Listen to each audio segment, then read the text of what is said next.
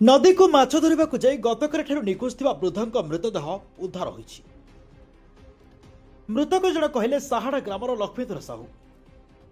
बालेश्वर जिला सिंगला थाना अंतर्गत साहाड़ा ग्राम घटी एभली अभावन घटना। सूचना अनुसार ग्रामर लक्ष्मीधर साहू गतकाली सकाळे निकटस्थ नदी को माछ धरने जाइथिले, हेले तांकर घर को फेरिबारे विलंब होइतिला। या पर परिवार लोके बहु खोजाखोजी करथिले मध्य लक्ष्मीधरंकर कौनसी संधान मिल नथिला। आज सकाळे नदी में मृतदेह भासुथिबार देखि स्थानीय लोके सिंगला पुलिस एवं परिवार लोकंकु खबर देथिले। सिंगला पुलिस एवं बस्ता अग्निशम विभाग घटनास्थल में पहुंची नदी मृतदेह उद्धार कर व्यवच्छेद पठेवा सह अधिक तदंत जारी रखिछि। तेबे नदी माछ धरने जाई गतकाली निखोज वृद्धों मृतदेह उद्धार होईछि। मृतक जन हेउचंती साहाड़ा ग्रामर लक्ष्मीधर साहू।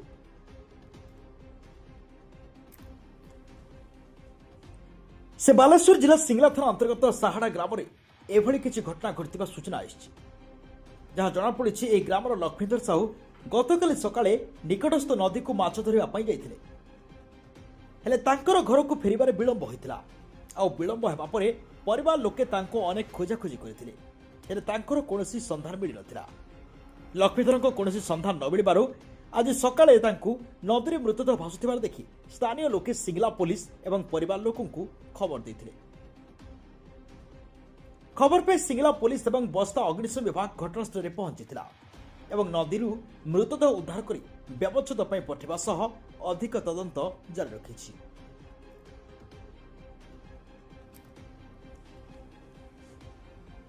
तेबे माछ धरने जाइथिबा बेले गतकाली निखोज वृद्धों मृतदेह उद्धार होईछि।